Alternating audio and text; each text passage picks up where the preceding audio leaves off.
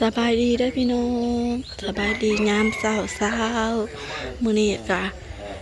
เป็นตอนเช้าของวันคารเนาะอันเฮา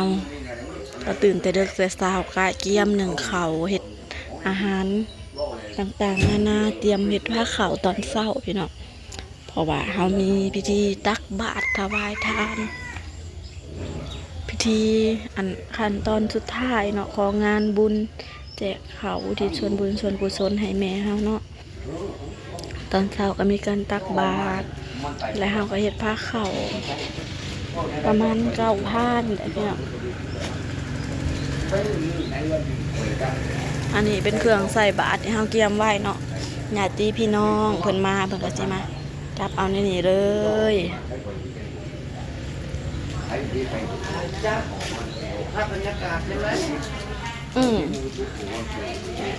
ข้างในก็ชุมป้า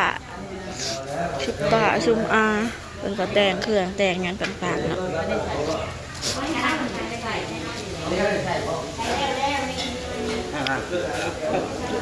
สิพาไปเบิ่งทางครัว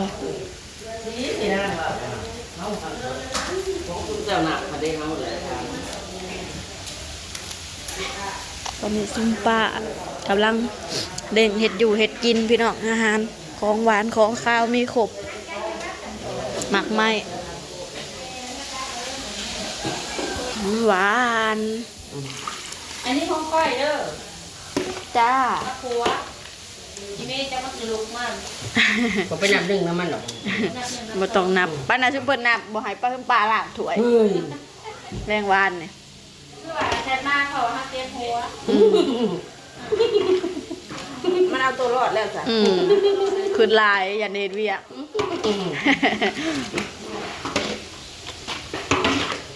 คือได้แนวคนค่ะแค่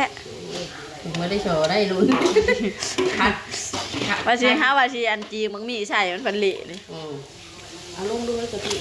พัดมีไอ้พัดอันมูขึ้นอีกอันนี่แล้วเจ้านี่แล้วจริงนะหวานแปลวนมเนจัดแล้วมันใส่แล้วมันสีนัวอะไรดันโอ้คัดไปยังอันนี้มันสีหอมเห็นบอกเขาจะคลายเหมือนพลต่างกันมาเท่ากันแล้วมันสีแสบต่างกันเนาะน้อมเย็นกะทิมันสีหอมนัวต่างกันนี่แต่กะทินี่ก็บ่ใช่มันซื่อๆเนาะมันชื่อมันบ่หอม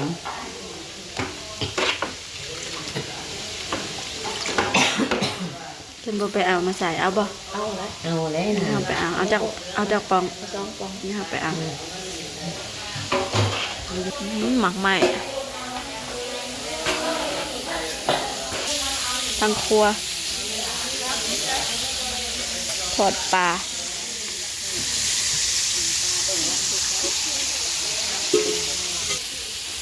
อันนี้แกงวายใส่เฮ็ดแกงเฮ็ดแค่เบ่งนี่แค่เบี้ยงแค่บะมีอยู่แพร่ก็คือจะมีแต่แพร่อันนั้นแพร่ตากะโลนะมันลายแพร่เบี้ยงแพร่งามนะบ่มีกะโลก็ใส่โลแล้วแต่ตาแล้วฮะก็มาเก็บแพร่หมดอันนี้มีอยู่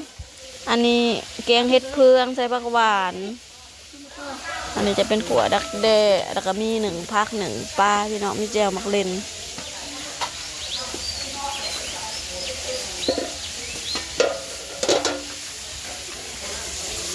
ดีแจ่ว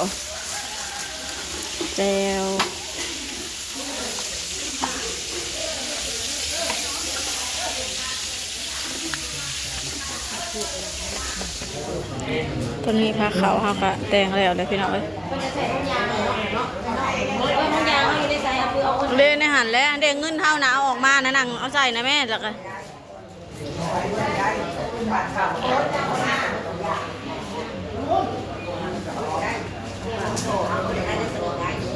เตรียมใส่บาตรพี่น้องพาเขาจักพากับปะ11บ่พาเขา11พาพี่น้อง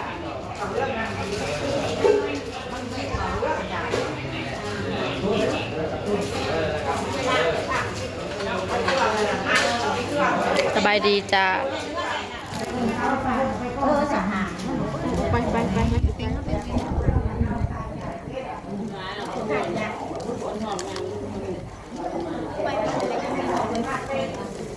จ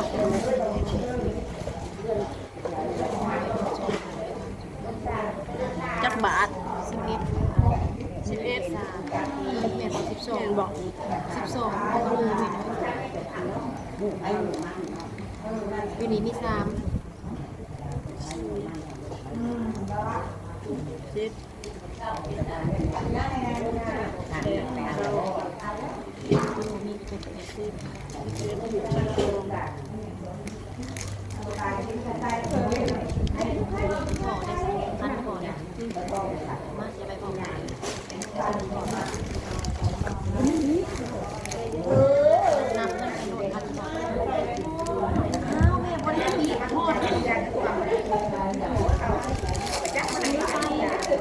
ไปจับเองเฮ็ดเอง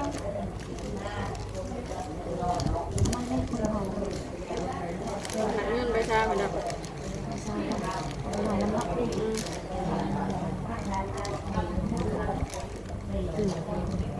เห็นแต่หนาพอบ่ใบอันหนาอันเนี่ยตัวเอาหนัก อยู่กระเป๋าไปแล้ว งามก็ดี ไปเอาแล้วไหม ไปเอางานเราเสียครับใบงามก่อนแม่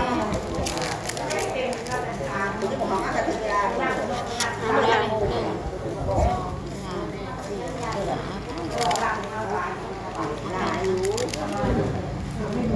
ยึดแปด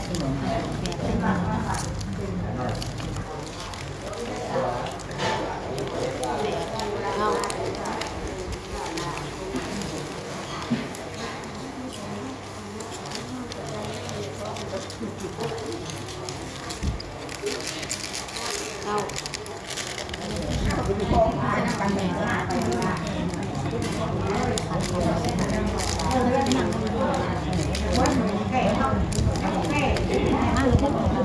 เขาให้เอา